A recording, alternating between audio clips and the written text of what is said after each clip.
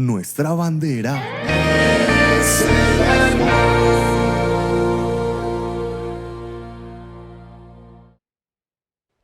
Hoy tenemos un estudio muy bonito y de nuevo en relación con el Espíritu Santo. Y quiero que estemos pensando en lo siguiente. Listo, ya estuvimos viendo la parábola de los talentos, ¿verdad? Y la idea es que no enterremos los talentos, la idea es que los coloquemos al servicio del Señor, pero ¿cómo voy a usar esos talentos? ¿Dónde los voy a usar? ¿Qué valor tienen esos talentos en la iglesia de Cristo? Y cómo el Espíritu Santo, cómo la presencia del Espíritu Santo hace la obra en la iglesia para que la iglesia cumpla el propósito de la gran comisión. Cada una de estas preguntas trataremos esta tarde de responderlas. Entonces, abran por favor sus Biblias conmigo en el libro de Hechos, capítulo 1. Y vamos a leer de los versículos 6 en adelante. Hechos de los Apóstoles, capítulo 6 en adelante.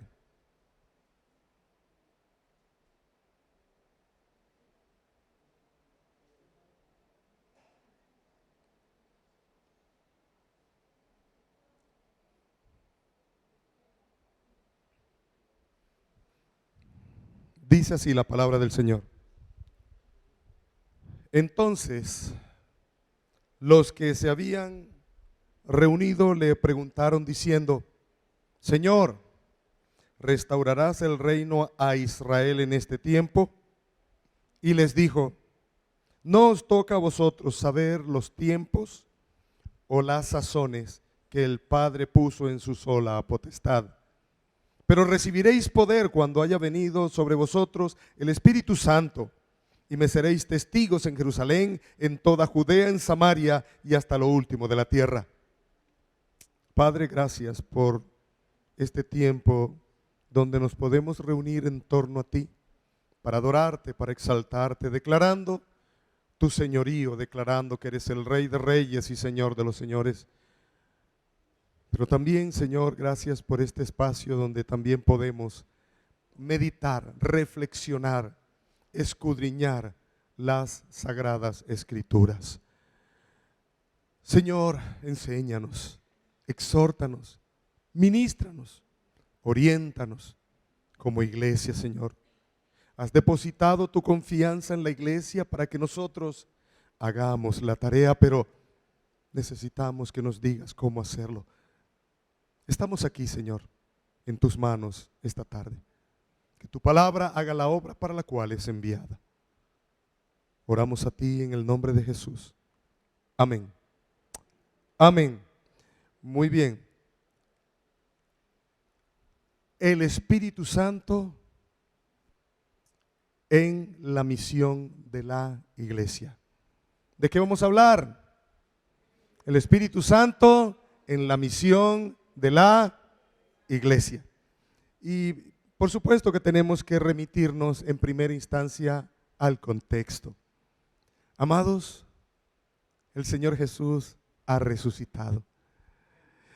Por fin la luz del día llegó. Qué noche tan oscura, qué noches tan oscuras desde ese viernes y ese sábado, donde toda aquella esperanza que se movió a lo largo y ancho de Jerusalén y de todo Israel, esa oscuridad había cesado. Ahora la luz de un nuevo día. ¿Cuál era la expectativa de esa luz del nuevo día? Ellos ni se imaginaban. Ese soldado vio moverse esa piedra y estaba asustado y no sabía qué estaba pasando. Pero era que esa piedra no podía retener al dador de la vida. Aquel que había vencido la muerte con poder y autoridad y se había logrado el propósito. Porque ahora con la resurrección de Cristo había esperanza para todos aquellos que no tenían esperanza. Y entonces el Señor empezó a aparecer por todos los lugares. Y dice la Escritura, a más de 500 personas, muchas personas. hasta que llegó una noticia que nadie quería escuchar. Pero la cosa es que el Señor Jesús, y lo mencionan los evangelios, Él había dicho que Él se tenía que ir. Él tenía que irse porque con ellos iba a llegar alguien, la tercera persona de la Trinidad, quien guiaría a estos discípulos, los guiaría a toda verdad, les enseñaría, les orientaría y les conduciría a lo largo y ancho del globo terráqueo para llevar la palabra de esperanza, para llevar la salvación a la humanidad. Y el momento ha llegado. El momento ha llegado y ya Él les está diciendo: me tengo que ir. Y en este preciso momento los discípulos se acercan y hacen una pregunta que quizás parecería una pregunta que, ¿cómo es posible? Es que no han entendido todavía. Pero la verdad es que ellos estaban esperanzados de que en algún momento esto tenía que suceder. ¿Cuál fue la pregunta? Señor, ya por fin vas a establecer el reino de Israel sobre la tierra. Era una buena pregunta. Sin embargo, el Señor Jesús les dijo: no es el momento para pensar en eso. La obra ha comenzado, pero ustedes la tienen que culminar. Porque ahora son ustedes, estoy parafraseando todo eso, ahora son ustedes los que conocen, la salvación ha llegado a Israel, pero de ustedes debe salir el expandir la esperanza a lo largo y ancho.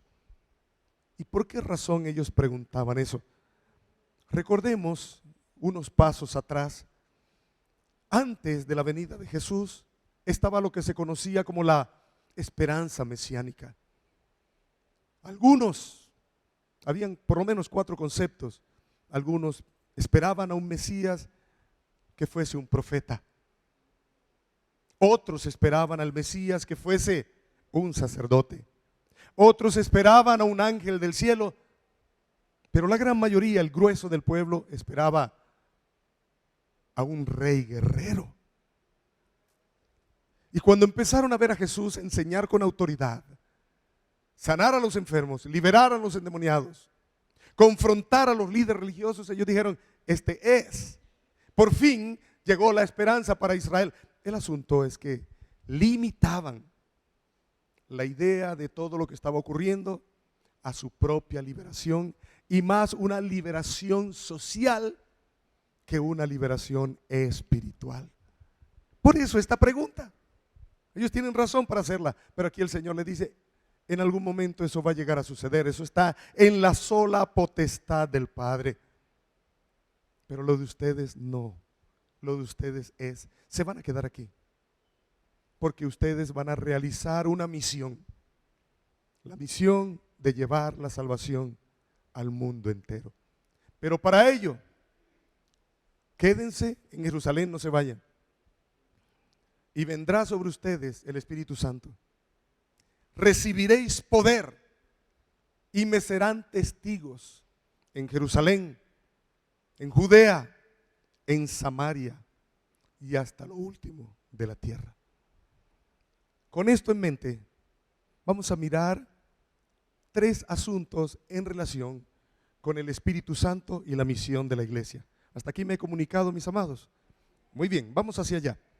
Lo primero que vamos a mirar, bueno, voy a mostrarles 3 cosas, las 3 cosas, y luego miramos una por una. Lo primero que vamos a ver es el poder del Espíritu para cumplir la misión. El segundo de los asuntos es el carácter de la misión. Y el tercero de los asuntos es el alcance de la misión. Muy bien, hablemos del primero de los asuntos, y es el poder del Espíritu para cumplir la misión. Yo voy a hacer una tarea esta mañana. Generalmente no la hacemos, pero yo voy a hacer un estudio de términos, porque las palabras que aquí aparecen merecen especial atención para poder comprender la profundidad del mensaje que la palabra nos va a dar esta mañana. Recibiréis poder.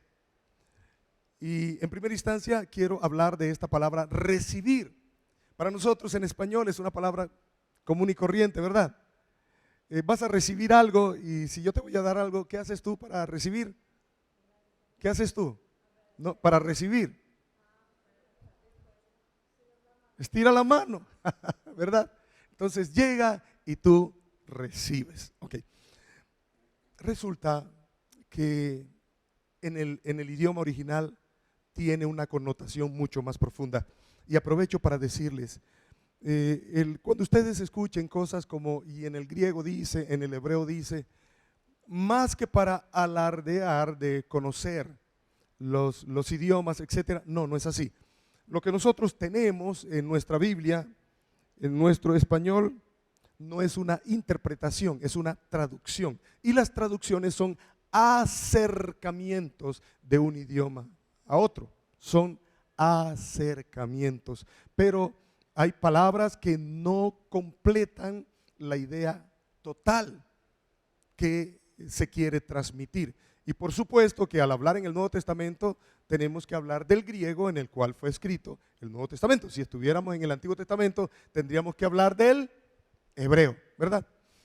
Esta palabra recibir, en español ahí tenemos una, pero en el griego hay 34 palabras distintas para referirse a recibir.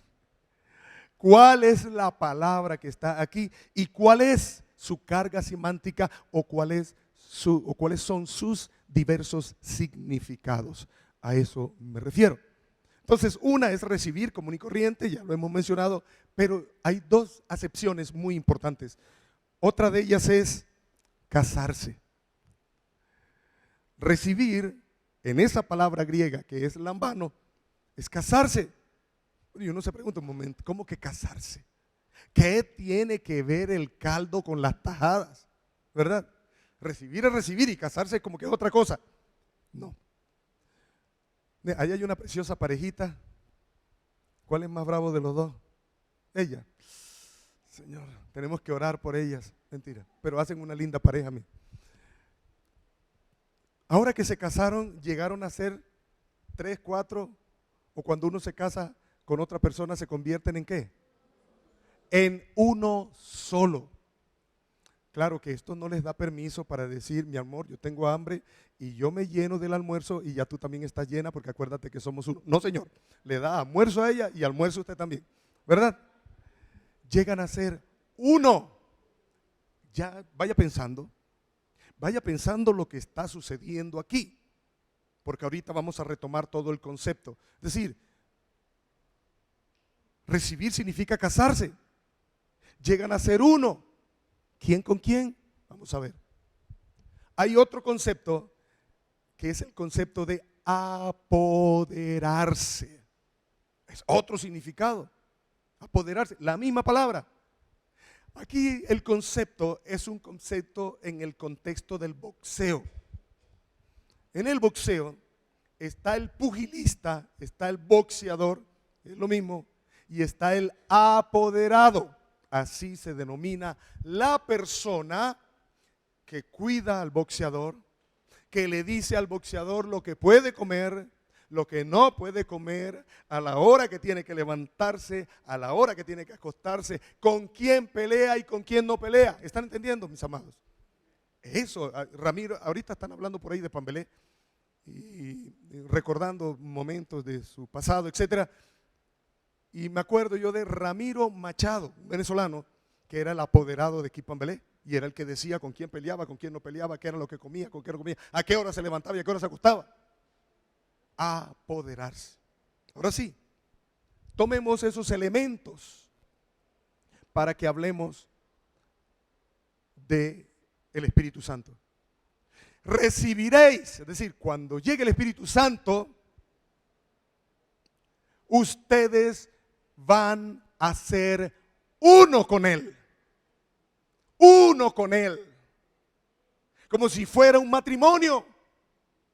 En el mismo sentir, con el mismo propósito, con la misma finalidad.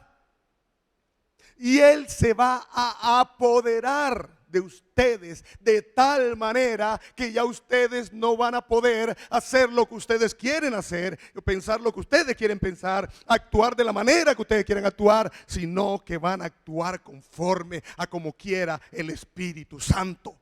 Eso es lo que está diciendo aquí. Entonces, ahí los discípulos están escuchando. Esto es lo que va a pasar con ustedes cuando llegue el Espíritu Santo.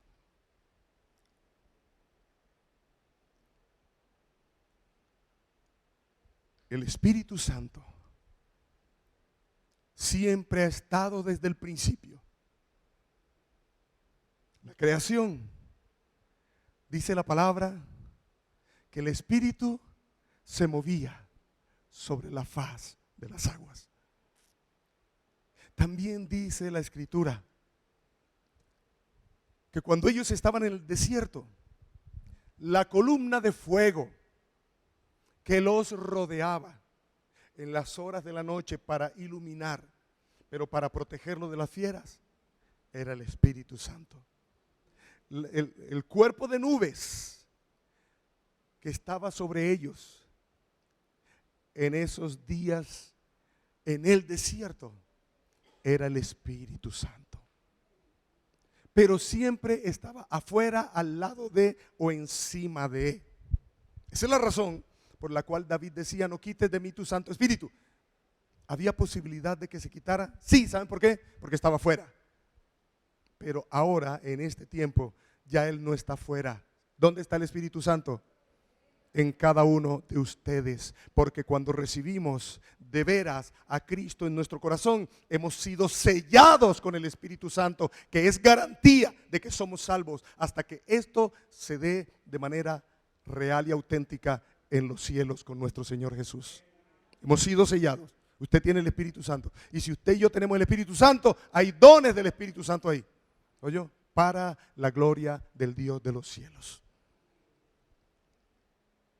Recibiréis poder.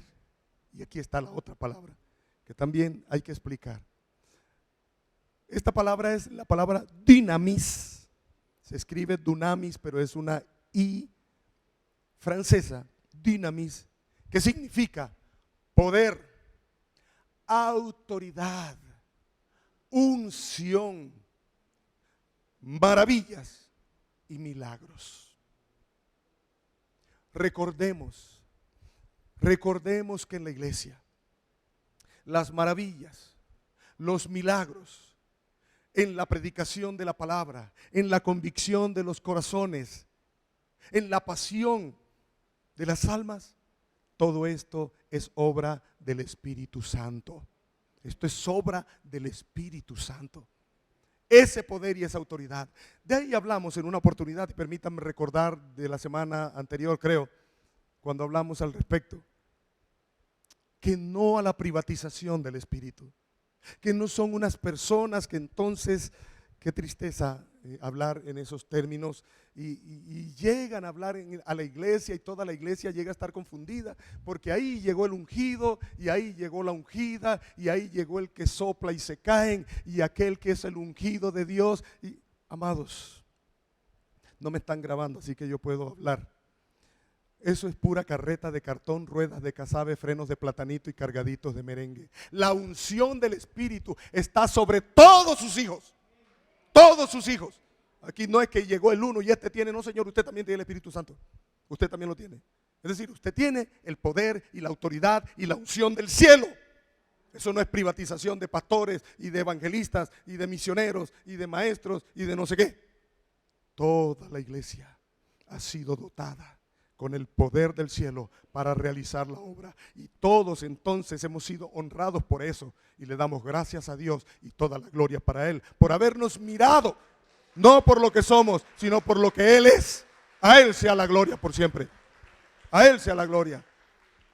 ¿Se acuerdan que en una oportunidad estábamos diciendo algo aquí? Que bueno, que por allá se rebotó un demonio y qué sé yo. Y ya buscaron los pastores y los pastores no están. ¿Y a dónde está el uno? El uno está por allá no sé dónde. Y no encontramos los pastores y esa pobre gente ahí botando babasa y qué sé yo. ¿Sí? No, señor. Usted no tiene que esperar a nadie.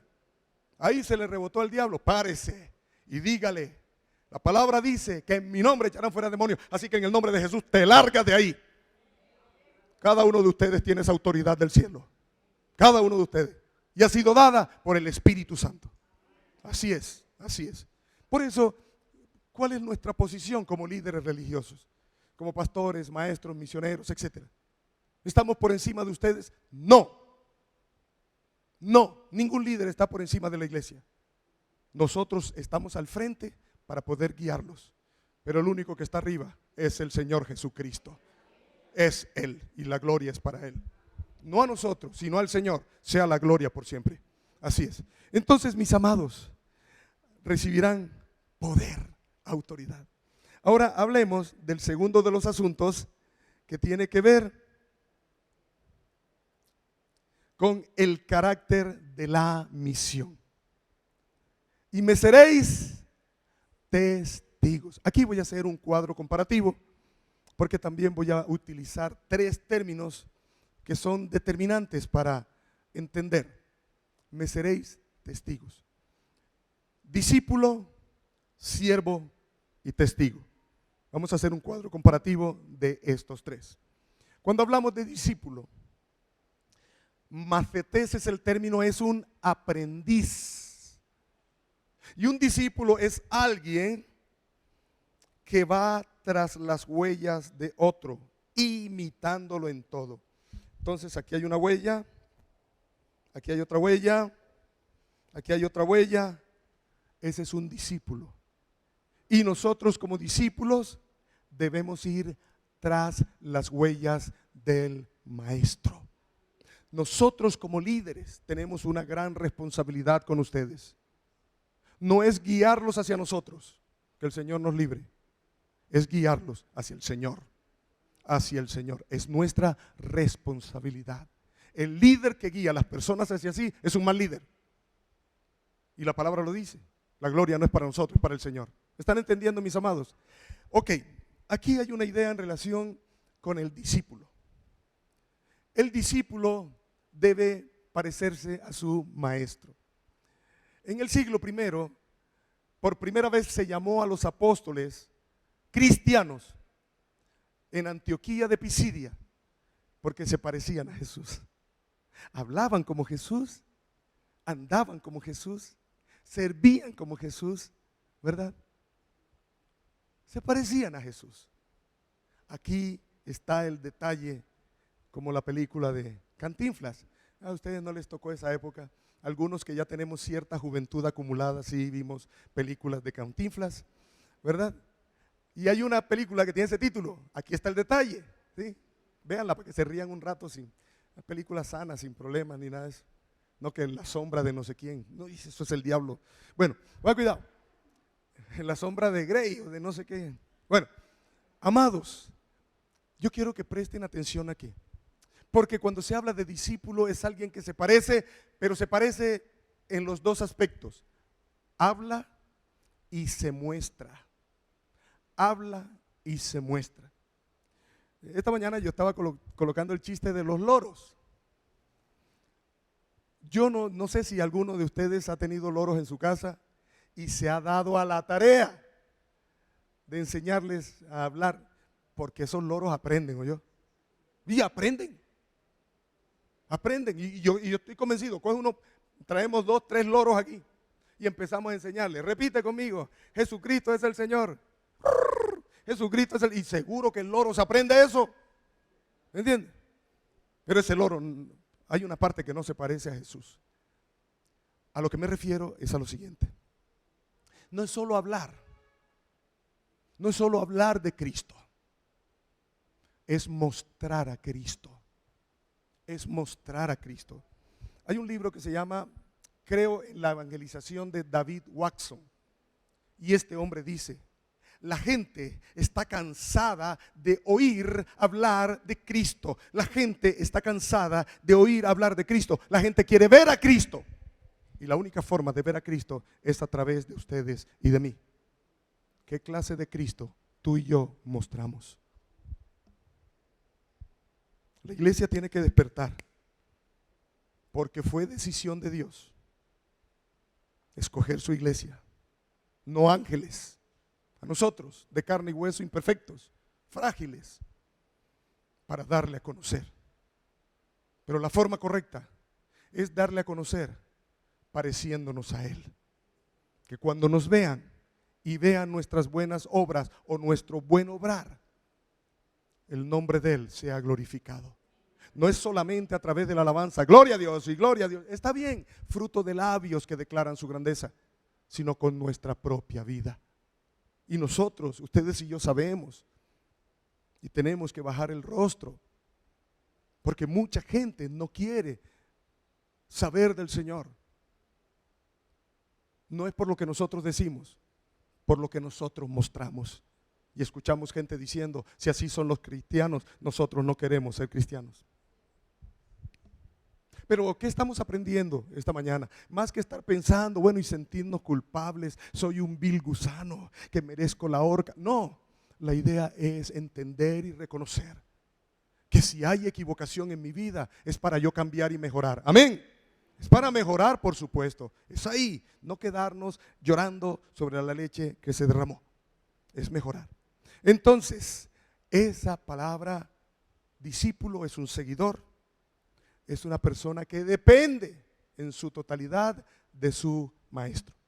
Ok, vamos a otro término y es el término siervo. Es la palabra doulos. Ese término siervo y esclavo es lo mismo. No todo el que me dice Señor, Señor, entrará al reino del Señor, sino el que hace la voluntad de mi Padre. Y aquí aparece la palabra que necesitamos para poder hacer la comparación. Si hay un siervo, hay un amo. Si hay un esclavo, hay un amo. Y el siervo o el esclavo no hace su voluntad, sino la voluntad de su amo. De hecho, aquí hay una comparación, porque el Señor Jesús ahí es bastante fuerte cuando Él dice, y ese día me dirán, en tu nombre echamos fuera demonios, en tu nombre sanamos a los enfermos. Y el Señor dijo, apartados de mí, hacedores de maldad, nunca los conocí. ¿Por qué? En el nombre del Señor suceden muchas cosas, pero parece que no fueron obedientes al Señor, ni hicieron su voluntad, ni tuvieron la actitud correcta. Es que hablar de siervos y hablar de esclavos es esto, muchachos. Es estar sujetos, es ser humildes. Yo sirvo al Señor, aleluya. Yo no soy como estos pecadores. ¿Qué siervo del Señor se dice? El siervo del diablo.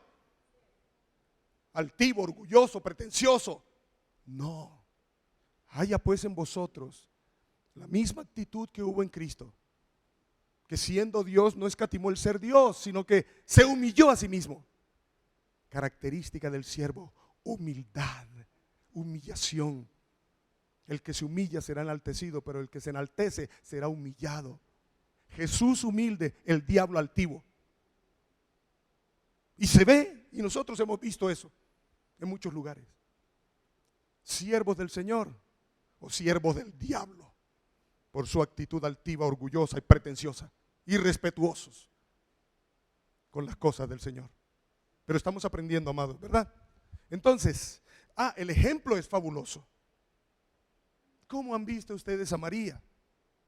Cuando uno habla de la Virgen María, los católicos tienen un pésimo concepto de nosotros. Que nosotros no queremos la Virgen, que nosotros la Virgen. Yo no sé de dónde escucharon eso. O no faltará el legalista pues que se agarra a darle varillazo a todo el mundo y que la Virgen no sé qué. No se pongan esas. La primera creyente que dio evidencias de humildad fue la Virgen María. En Lucas capítulo 4 aparece la oración del Magnificat. Engrandece mi alma al Señor mi Salvador, porque ha puesto sus ojos en la bajeza de su esclava. ¿Qué está diciendo María? Si habla de su Salvador, porque ella reconoce que es un ser humano pecador. Y habla de su bajeza. Eso es humildad. Eso es humildad. La pregunta seria: ¿por qué nosotros endiosamos personas si ellas mismas no tienen ese concepto de ser superiores a otros? Miren María, y la endiosamos. Nosotros hablamos de Elías, hablamos de Pablo, nosotros hablamos de Moisés. ¿Y cómo hablamos? Grandes hombres de Dios. Pero usted los escuchó, los hemos escuchado lo que dicen ellos. Escuchémoslo, escuchémoslo. ¿Qué dice Pablo de sí? Yo soy como un abortivo. No era que Pablo tenía baja autoestima y necesitaba un psicólogo. No, nada de eso. Pablo tenía claro que él era un ser pequeño, pero que tenía un Dios muy grande. Cuando el ser humano se humilla, exalta el nombre del Señor. ¿Oyó?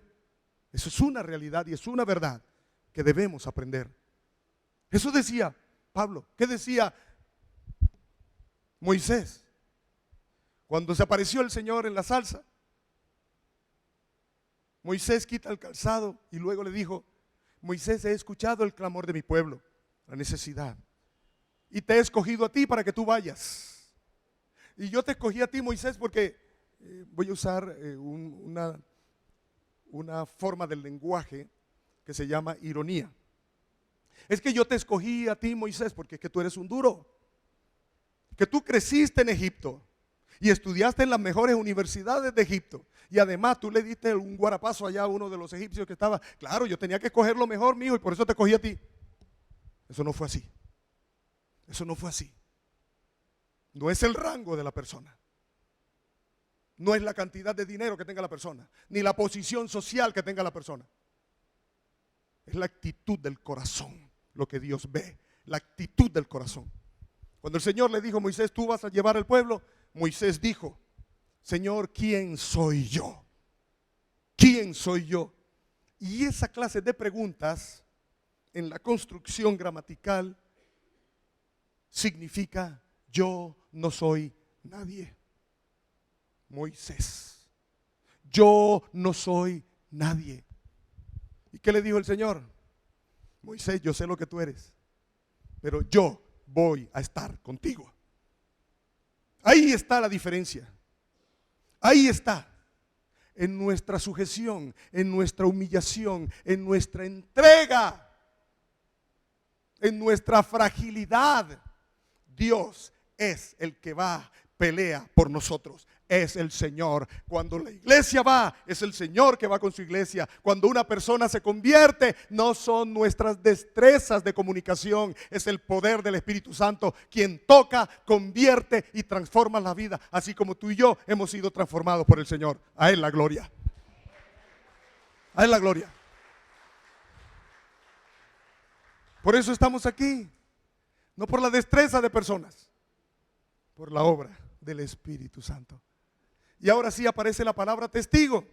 ¿Entendieron las otras dos, verdad? Ok, la palabra testigo, mártir, es la palabra griega, es una palabra conocida. El mártir del Calvario, etcétera. ¿Se acuerdan? De esas películas mexicanas con Rambal. Todavía tengo buena memoria yo. Yo tenía como 7 años cuando eso. Películas mexicanas más malas. Bueno, resulta la palabra mártir. Testigo es alguien que ha tenido un encuentro personal con Jesús. Ha quedado tan impactado, tan convencido del cambio en su propia vida, que no puede cerrar su boca para decir y contar al mundo entero quién es Jesús y lo que ha hecho en su propia vida. Pablo decía: ay de mí si no predico este evangelio. Cuánta pasión, cuánta pasión. Ay de mí. Aquí es donde yo me lleno de tristeza. ¿Qué pasó con la iglesia de hoy?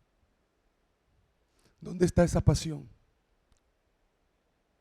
Hay una canción muy bonita, ya tiene algunos años. Buscadme y viviréis. Y este hombre dice en esa canción: ¿dónde está aquel Elías? ¿Dónde está el chico que mató al gigante? ¿Dónde están aquellos amigos de Daniel? ¿Dónde están?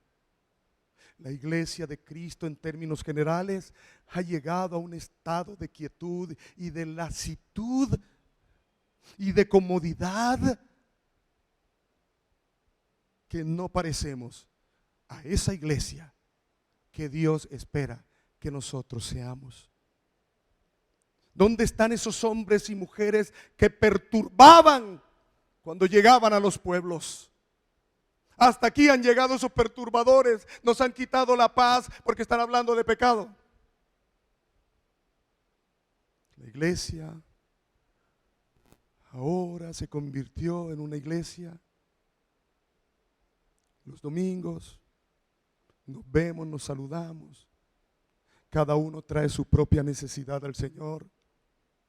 Ora al Señor y suple la necesidad y nos da de comer y vuelve y nos vamos. Pero yo no sé usted, pero allá en el fondo, muy en el fondo, debe quedar el sinsabor. Allá dentro de frustración. Y si usted lo siente, no es que sea una persona mala, sino que el Señor nos hizo y nos llamó para que le sirviéramos, pero no lo estamos haciendo. Y por eso la iglesia ha llegado a un estado donde ya no es el fuego para compartir, no es el fuego para servir, no es el fuego para ayudar, ya no es el fuego, sino que como no cumplimos, ya nos dedicamos a mirarnos unos a otros y a mirarnos nuestros defectos y a criticarnos y a hablar mal el uno del otro. Claro que tenemos todo el tiempo del mundo, pero si llegamos a ser, amado Dios, amados hermanos, lo que el Señor nos ha llamado, créanme que no tendremos tiempo para criticarnos los unos a los otros. La iglesia necesita levantarse. Hay un pequeño libro de Ray Stedman que se llama La iglesia resucita. Y la iglesia necesita levantarse. La iglesia necesita resucitar. Usted y yo hemos sido dotados de un poder sobrenatural, del poder del cielo, la misma persona, la tercera persona viviendo en nosotros. Y nosotros, en vez de estar volando como águilas, vivimos como polluelos. Vivimos como polluelos. La iglesia ha perdido su razón de ser. Levántate, iglesia. Levántate, iglesia. Cuando la iglesia se levante en los lugares donde Dios les ha colocado, en esa universidad, en ese colegio, en ese empleo, donde usted sea el testigo, el discípulo, el siervo en ese lugar, va a haber un remesón, porque van a haber cambios, porque es el poder del Señor quien opera en la vida de las personas y las cambia. Cada persona, y eso lo sabemos, sea juez, sea el presidente de la república, sea el mejor empresario, todos ellos tienen un vacío que solo el Dios de los cielos puede llenar. Y así usted le vea el dinero que le vea. Si usted sabe que no es creyente, usted sabe que él tiene un vacío y tiene una frustración, y usted tiene todo el derecho de hablarle para que sea el Rey de los cielos quien llene ese vacío. Porque esa persona no es feliz. Sin Cristo es imposible la felicidad permanente. Habrá felicidad pasajera mientras tiene salud. Apenas le dio cáncer, se acabó la felicidad. Tiene mucho dinero y está muerto de la risa. Apenas se le acabó el dinero, ¿qué hacen? Se suicidan, porque no son capaces de vivir así. Levántate, iglesia. Levántate, iglesia. Y el último de los asuntos es el alcance de la misión. Y me seréis testigos en Jerusalén, en Judea, en Samaria y hasta lo último de la tierra. Amados, cuando leemos esto y vemos estos hombres cómo se diseminaron a lo largo y ancho del mundo conocido, y no lo hicieron de manera sencilla, encontraron obstáculos, encontraron todos los problemas del mundo, pero nada de estas cosas impidió que el evangelio caminara a lo largo y ancho. ¿Hasta dónde? Hasta aquí, hasta que nosotros conocimos al Señor. Hasta aquí llegó ese evangelio. Las muertes en medio del camino, Se habla de una historia terrible, varias historias aquí. El evangelio aquí también se edificó sobre sangre, que estaban predicando por allá por los lados de Puerto Berrío. Estaban los misioneros y estaba un hermano de una de las iglesias. Y como era algo conocido, y ustedes saben, los sacerdotes se encargaban de echar la gente encima, o sea, lo que se llamaba la chusma. Y ahí iban ellos con antorchas y todo a perseguir a los creyentes. Ni siquiera, si un creyente fallecía, tenían que enterrarlo como un animalito por allá en cualquier patio, porque estaba prohibido por la Iglesia Católica que uno de esos evangélicos fuera enterrado, ¿oyó?, en los cementerios de ellos. Y en medio de un acto de evangelismo se vino la chusma y le metieron un machetazo a ese señor aquí en la cabeza y le abrieron la cabeza en dos y chorreando sangre, y eso allá moviéndose, y ese señor predicó. Cuando esa gente vio, a pesar de lo que habían hecho, que él siguió predicando, toda esa gente se convirtió al Señor. Sin temor, compartir el evangelio a toda criatura y en todo lugar. Si nosotros nos levantamos en el poder del Espíritu Santo que está en medio de nosotros, Medellín nos va a quedar chiquito, y Antioquia nos va a quedar chiquito, y Colombia nos va a quedar chiquito, y de aquí saldrán misioneros fuera de Colombia para ir a llevar las buenas nuevas de salvación al mundo entero. Pero para eso la iglesia tiene que levantarse en el nombre de Jesús. Tiene que levantarse, usted tiene que empoderarse de lo que Dios le ha dado. No esconda ese talento. No esconda ese talento. Es del Señor y es para el Señor. ¿Qué vamos a hacer? ¿Qué vamos a hacer? ¿Qué le decimos al Señor con lo que Él a mí primeramente me ha dicho y les ha dicho a ustedes? ¿Seguiremos impávidos, desinteresados? ¿Yo no me voy a meter en problemas? ¿O de verdad tomamos la decisión de decirle al Señor: Señor, aquí estoy, heme aquí, úsame para la gloria de tu nombre? Lo tenemos todo. Tenemos las enseñanzas, tenemos el pastoreo, tenemos el cuidado y tenemos el poder del Espíritu Santo y la palabra. ¿Qué más necesitamos? ¿Sabe qué necesitamos?